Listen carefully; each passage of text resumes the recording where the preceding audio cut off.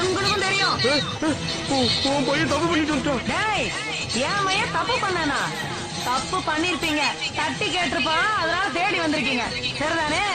இல்ல, உன் மகன் பயந்து போய் ஓடி வந்துட்டான். என்னது, பயந்தோடி வந்துட்டானா?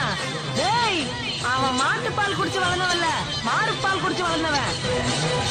வாழ வந்தா மயன் வாழ்ந்தான் தான் இருக்கும், பயந்து வந்தான் இருக்காது. ஒரு கோழையா அவன் கால் நிழல் கூட இந்த ஊர் மண்ணில் விழுகாது.